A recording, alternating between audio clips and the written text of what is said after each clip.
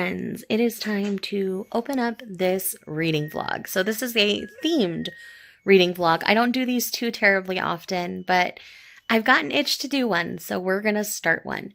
So today's vlog is going to be a Netgalley vlog with a theme. So I have 6 Western/cowboy romances that we're gonna read this week. Today is currently April 7th. We're going to go through the 13th. I have this week off of work, so I am going to actually do a quick trip down to Vegas this weekend, so I'll bring you along for that as well. But here are the 6 books that I'm planning on reading this week. We're going to start with the oldest on my Netgalley and go to the newest. So the first one is Second Chance at Rancho Lindo by Sabrina Saul. This is one I've had for a long time. It's like 2 years old or something now. Like, I'm embarrassed that it's still here. So I really want to get that one read. The next one is Marrying Off Morgan McBride. This has a slightly older Western feel to it, so that's going to be an interesting thing here. And then I've got Betting on a Good Luck Cowboy. This one's by Sarah Richardson. I think this one after this is also by Sarah Richardson. And that is Counting on a Cowboy. And I think they're in the same series. So obviously I want to read those in order. The next one I have here is The Devil in Blue Jeans. This is from the new Afterglow imprint of Harlequin. So that'll be interesting to read. And then the last one is The Ride of Her Life, which is a sapphic cowboy romance. So I'm really excited to see how this one's going to go. I've not read one that's sapphic yet, so this will be a fun experiment. I love sapphic stories, so I think this one will go well. So let's start off by reading Second Chance at Rancho Lindo.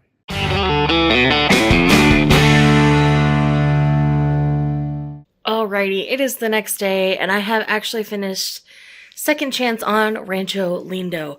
So this was a great romance for me. It was a 4-star. It wasn't perfect. There were some things that, didn't quite work just because this seems to be the first in a series. And so you don't get a lot of time on page with the couple because you're trying to establish all of your characters and build out the town and the ranch and the family and all that kind of stuff. So because of that, the romance suffered a little bit. But what we did get on page, there was great chemistry between these two. Their banter was great. I really, really liked them. And the reason that it was a second chance situation ended up working pretty well for me. Again, I'm trying to be vague and not spoil things, but I also loved that both of these characters were Latine, and I think that worked really well. As far as I could tell, this was well represented. Again, I am not Latine, clearly, and I can't speak specifically for that, but there are specific things I know to look for because I try to pay attention when I'm reading outside of my experience. And as far as I could tell, I didn't see anything that should make you hesitate. I think this was well done, well represented, and I don't think it fell into too many bad stereotypes of Latine people. So I haven't done too much research on Sabrina Saul. She may be Latine, which helped the representation, I'm sure. But yes, I really enjoyed this one. I thought it was well done. A couple of content warnings. You're dealing with a war veteran with PTSD, and there is also a surprise parental cancer situation. So some people may consider those spoilers, but to me, they are truly content warnings because I know people who are triggered by those things. So, and being a person who has PTSD, I like to know when there's PTSD in a book, whether it's my PTSD or not. So, and the families are messy, but all families are messy in one way or another. So I think that was just well done in my opinion. So I would definitely recommend Second Chance on Rancho Lindo. I would read from Sabrina Saul again. And the first one was a win so far. I finished that pretty late last night and didn't feel like updating you. But I did get the first couple of chapters read of Marrying Off Morgan McBride.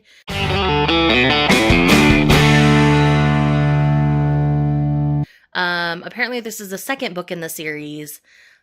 We have a meddling younger sister who's trying to marry off all of her brothers so that she can have freedom because they're a little too strict with her, and we're working on the oldest brother this time. And the love interest is a very tall, tomboyish kind of woman. These seem to be a bit historical, but so far it's working for me. The writing is a little bit jarring because she's trying to put emphasis on accents in the way that she's writing certain words, so it just takes a minute to get used to that. But once you do, it's fine. So yeah, the next one we're going to talk about is Marrying Morgan McBride. Or Marrying Off Morgan McBride. That's the title. Hello. So it is now later the same day. So we are currently, I think we're at the 8th? Yes, the 8th of February, or not February, it's April. Oh my gosh, I am struggle busting so hard. But I did finish Marrying Off Morgan McBride while I was getting things done today. And I actually really enjoyed this one. If you like a low steam cowboy romance, this is going to be up your alley. It is historical. Basically, there's a meddling sister that places ads for wives, for brides, and their mail order bride situations. So, it makes me want to go back and read the first one and get the full context. But, so this oldest brother, had been on the trail for a long time, and then he comes home, mom is dying, dad's been a deadbeat and gone for a long time, and so he picks up the reins, he takes care of everything, so this youngest sister, Junebug, doesn't want him to leave. She senses he's gonna leave, so he orders her bride, who's this tall, buxom woman, redhead, of course, because he's stubborn and needs someone who will fight back with him. And this worked really well for me. I wasn't sure going into it knowing it's historical, but I ended up really enjoying it. There's kind of a steamy makeout scene in the middle, and then they do have one sexual encounter on page at the end. So again, you're not going to get a lot of steamy times in this particular cowboy romance. But I feel like the development of the story and the messes that these two have to figure out, Morgan has to figure out, grappling with losing who he thought he was going to be to raise his family instead of his mother. And then Pip, our heroine, has to... Hello, Light Song. Did you want to come say hi to the people? He's being adorable right now. But anyhow, so she has been told all her life that she's unattractive, which, very much isn't the case. It's just where she was at.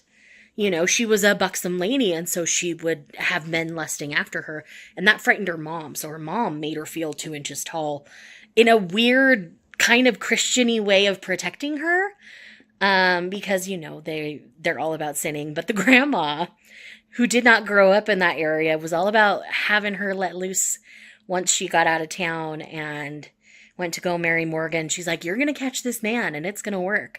Because obviously when he first finds out that she's there for him, it doesn't go over well. But the way they come together worked out really well for me. It was really sweet. I liked the writing well enough. Again, it took me a minute to get used to it because I think the audio did better for me, because when I switched over to audio, I was able to get a hold of the audio. That did better for me. Reading it physically, it was a little tough at times just because she was writing all of the accents, so the words were spelled with the accents, and I don't always love that. But for this particular mechanic, it did work, and I did prefer it on audio. So just know that going in. If you're going to try the series, I recommend the audio. The narrator was fantastic. The audio on this one was really good, so if you can get it through your library or whatnot, I would highly recommend checking this one out. It was really, really good. So anyhow, I'm going to snuggle a cat who's being needy, and then I'm going to start my next one. It's a Sarah Richardson. I think the next two are actually Sarah Richardson's, which I really love her stuff, so I'm excited to dive into some more again from her. So we'll see you when I have something to say about the next one.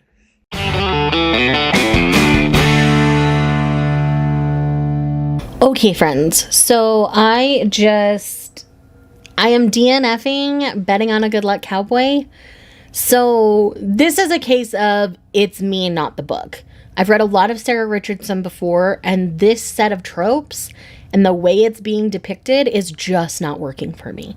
So in this one, we're dealing with a war widow and the best friend of the former husband. So after, like, a bunch of the war buddies moved there to, like, help her take care of the ranch that they have and their girls. And so naturally, over the 2 years since he's passed, they've grown close. And due to that, they end up hooking up and getting in bed together. But the amount of guilt that they're feeling is over dramatic for what I feel like should be happening at this point. Again, it's been 2 years since he passed. If it had been like a couple of months since he passed and this had happened, the amount of guilt they're feeling would make a lot more sense to me. But it's been 2 years. Naturally, she was already starting to, like, move forward and move on, not dwelling on certain dates, things like that, and it's shown in the novel. But all of a sudden, just because she slept with one person one time, and it's someone that she's naturally grown close to over 2 years, she is feeling no end of guilt. And he's kind of feeling the same. So, like, it is way too much for what's going on. Like, it's one thing to be, like, a little uncomfortable around each other and stuff, and they're trying to forget it never happened, and things like this. And it's just like, I don't have time or energy to care about this. So this is one where it's a case of it's me, not the book. The writing was good. There was nothing wrong with that. It's just the set of tropes being used is not a set that's working for me. Because, like I say, if it had been a matter of months since he passed and this was happening, the amount of guilt they're feeling would make sense. But it's been years since this man died. Like, no. So I'm going to move on. We're going to move on to the next Sarah Richardson because my other one is a Sarah Richardson. So it's not going to stop me from reading this author, but I'm not going to read this book. I've got 14% in. I'm putting it down. I'm done with it. So let's just move on.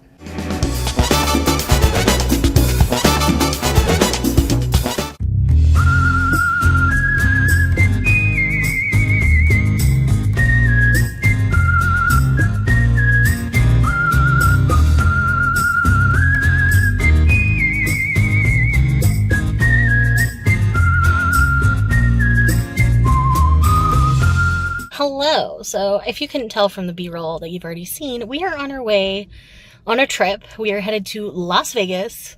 We are going to go see some Battlebots, and it's going to be a good time. My parents tagged along on the trip with us as well. So, I'll give you a reading update once I'm actually, like, at the hotel and a little bit settled.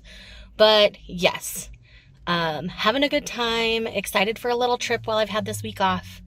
And yeah, so just thought I'd quickly let you know what's going on and why you're seeing B-roll because I realized I didn't do that before we left the house. So quickly doing that, and I'll see you once we get to the hotel.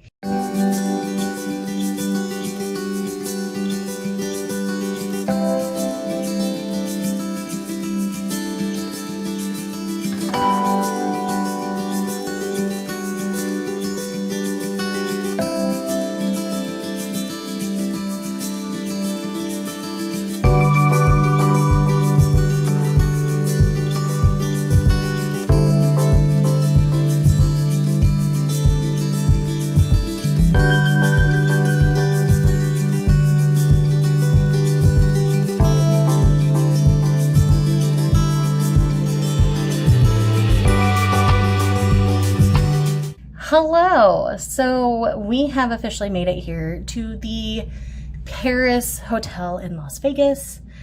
We had some adventures getting to our room, but that's a story for another day.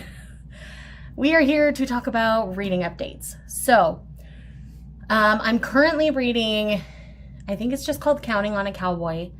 This is the next book in the series of the last book that I DNF'd. That one was just the set of tropes wasn't working for me. This one is already working much better for me. This is two people who think they're not good for each other, trying to make it, like, giving it a chance finally, even though we all know they'll work together fine. So it's interesting so far. I'm only about 15% into that one. On a secondary note, I've finally gotten back into Spellmonger. So if you are unaware, Spellmonger is a fantasy series that I've been reading on my husband's recommendation, and I took a break from that for a while, but I've jumped back into that. So that vlog will be happening later this month. So if you want to catch up in the meantime, here's the first one. So you can check that out and kind of get a feel for what the series is about. There are some criticisms of this series that I understand and feel similarly about, but I'm invested enough in the world and some of the characters that I want to keep going. And I also trust my spouse and their reading taste, because they're the one that introduced me to Brandon Sanderson, who is an author that I really love and adore. So I already have some feelings about that. I'll record that here in a minute, but catching you up on this vlog, this is what I'm reading. I'll be reading more. We're here for Battlebots. Yes, we are that giant nerd couple, and I love that for us. So we are gonna go see Battlebots. This is like qualifying rounds for like the show that'll air later this season. So I don't think there's any TV crews. They don't have the main like announcer guy or anything like that at this. So we came because Minotaur came into town early, it looks like, and they're kind of like the headliner for the show. So we're very excited to get to see some Minotaur because we love Minotaur. And yes, if you are unfamiliar with Minotaur and Battlebots, I will link Battlebots YouTube video down below so you can kind of get a feel or the flair for it. But yes, we are giant nerds, and I am totally okay with that. So those are our plans for tonight. We'll probably choose somewhere fancy for dinner. We've thought about a couple of places. We still haven't decided on anything. But in the meantime, we're here a little early, so we're going to chill in the room for a bit, relax for a little bit. The car drive was long, so we'll just chill, get some reading in, get some relaxing in, and then we'll go do some Battlebots. So there very well will be another update later as I get some reading done. But yeah, that's kind of where we're at. Wanted to update you there. So see you on the other side. Okay, so it's been a while. So I'm now halfway through Counting on a Cowboy. I was only about 10% in before that. So I've read another 40%. I'm still really enjoying it. And I think this one is working much better for me than the last one. The last one I only made it through like 15 or 16%. But in this one we have a teen couple, and because of our heroine's past experiences in an abusive relationship, she's reading into things that aren't necessarily there. And so she's fake dating the hero to get closer to this couple to make sure that the teenage girl is okay, but I think the teenage girl is the bigger problem here. But it's a long story on that front, but I really like the dynamic between the two, like our two MCs, because they both really want to be together. She's afraid because of her past. He had approached her before and she'd said no, and so he just doesn't want to push her. And he had a previous relationship where it didn't work out, where he's realizing now he wasn't ever really okay on his own, which meant he was too reliant on the relationship to work. And so I like that he's kind of working through that, through getting to know her and trying to give her space in the best way. But yeah, I'm really liking the fake dating dynamic here. It's working well. I'm really interested to see things come to light. It also sounds like her ex is going to be back in town and he's a bronc rider. So that's where kind of the cowboy element comes in a little bit. And it's going to be really interesting to see how that goes down. Clearly our hero's going to step up and protect her best he can because he's aware now. But yeah, it's going to be interesting to see how all that goes. So much looking forward to that. And yeah, we'll chat more once I'm back from Battlebots.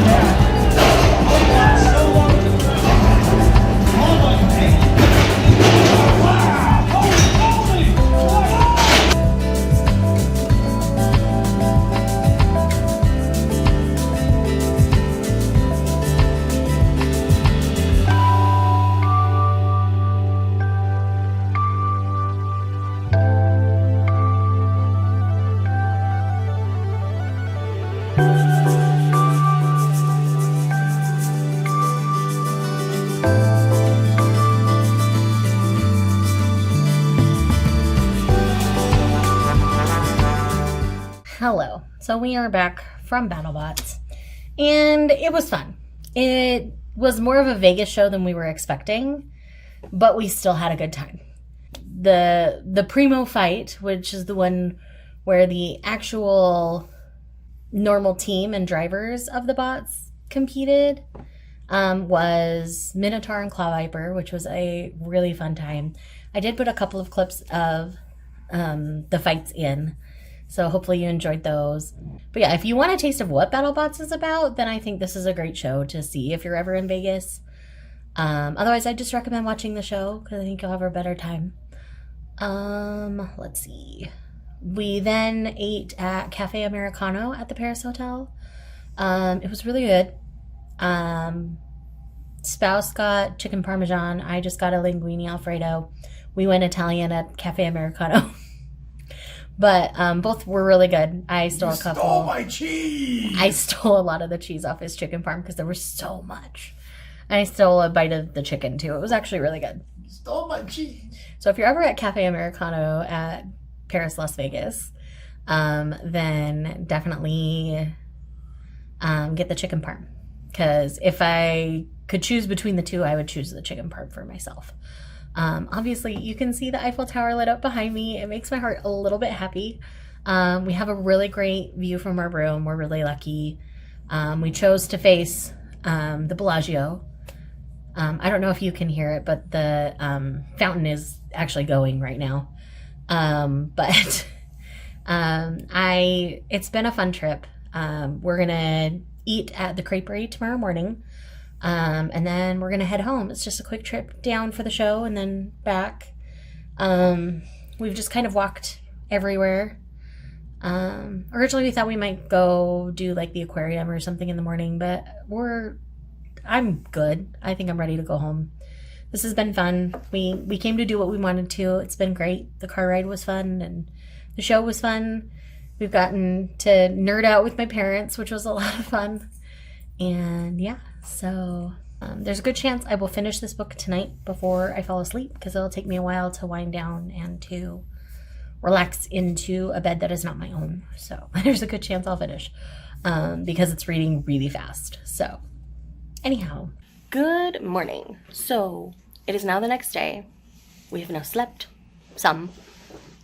And we're getting ready to go and get breakfast and then we'll head out.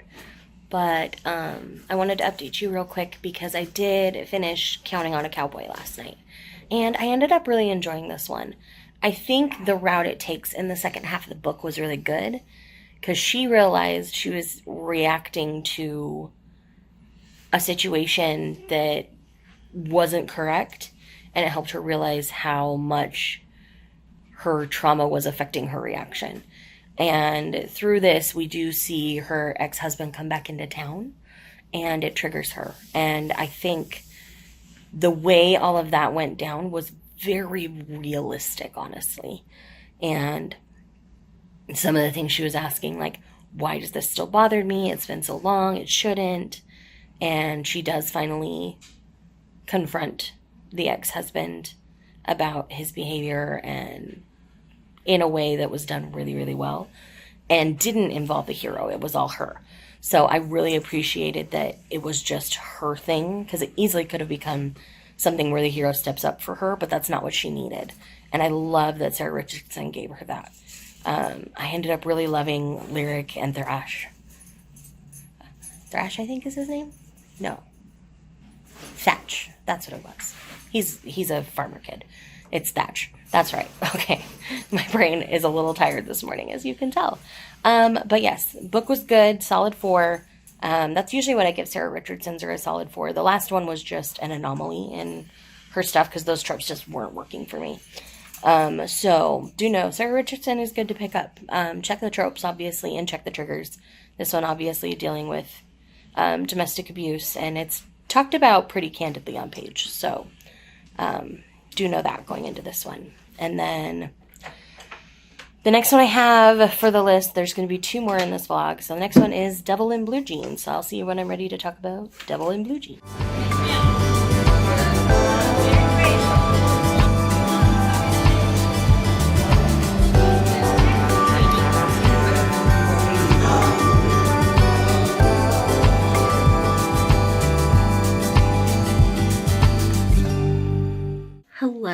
So we have now reached Sunday, the 14th of April. I finished Devil in Blue Jeans this morning. This one ended up being really quite cute. I really liked the approach in this one. So in this one, we have 3 girlfriends who had this dream about opening a bar in a small town and kind of, you know, living their best life. But as they're graduating college and kind of going off on their own, they're like, okay, in 6 years when we turn 28, if life isn't going how we want, let's regroup and come back here. And we'll open the bar of our dreams. I'm going to do the bar side. You can do the restaurant side. And you can do the marketing for us. And, you know, they're all excited for it. Anyways, that time has passed. She comes. The guy she was with at the time has cheated on her now. And she's very bitter. And they change this, you know, saloon-style bar into a uptown cocktail lounge in this small town. And things don't go well. The former owner of the bar wants to come and change it back, obviously, because they're not ready to really give it up. They only sold it because they had to, kind of a situation. So, it's the former owner and then the main owner, our heroine, that are our couple in this one. She obviously doesn't trust her judgment because of what happened with the previous guy, and that comes into play pretty heavily here. He initially, you know, wants to date her for the wrong reasons. But again, obviously that changes pretty quickly. This is from the new Harlequin Afterglow line. I think it was really well done. I'm definitely excited for the next book in the series. We were getting little teasers for it, so I'm very excited for their story. So I'm definitely invested. That'll be coming out this fall, I believe. So as soon as that's up on Netgalley, I'll most likely grab it. But yeah, I really enjoyed Devil in Blue Jeans. So if that's one you've been considering and you like a more combative style banter between your hero and heroine, you know, they have that initial kind of enemies dynamic just because they're both, you know, he's this, you know, handsome rancher that she's been told is a playboy. So obviously she's not into that. And so is initially combative with him. And then, you know, she's changed the thing he loved a lot. And he wasn't ready to give up. So obviously he is feeling combative because of that. But it ends up working out really well. I really enjoyed it. The steam level is, I would say it's on the lower side. It's not just smut all the time. But what you get is really good. So with that said, I only have one more book I'm going to read for this video. I hope y'all enjoy it. I hope y'all enjoyed my fun little, you know, day down to Vegas and back. But yeah, anyhow, once I've gotten into that one, or if I end up reading it kind of in one sitting like I did mostly with Devil in Blue Jeans, then we'll wrap up this video.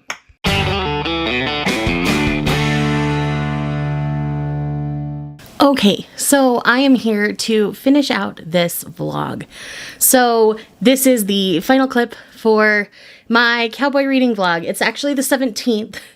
I really kind of pushed the length of this vlog a little bit. Originally, I was going to have it all done by the 13th, but I wanted to make sure I read everything. So I just gave myself a little extra time so I wasn't rushing anything. So the final book for this vlog was The Ride of Her Life. Now, I am big sad. I have to be honest here. This one was a huge letdown for me. I was really hopeful with a sapphic cowboy romance, but in this one, there was something in the writing that just made it so I wasn't connecting to our characters.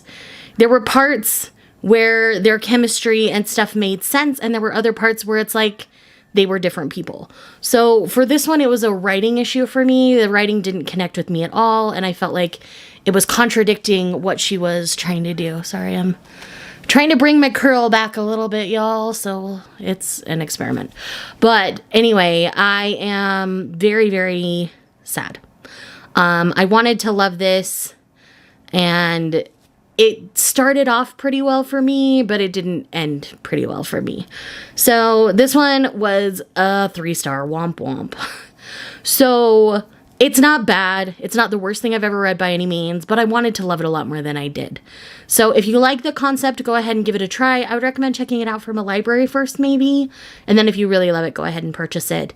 But that's just my personal opinion. So again, the tropes and stuff weren't a bad set. I just felt like they started contradicting themselves at points, so it just didn't land like I needed it to. So with that said, here is a graphic of my final thoughts and my final ratings for these books, which ones I would recommend and which ones I wouldn't, obviously, as you've learned throughout the course of this vlog. Thank you so much for it. I hope you enjoyed the little trip to Vegas in the middle. If you're here just because you love me, leave me an Eiffel Tower emoji for the Paris Hotel, and I will see you guys in the next one. Bye.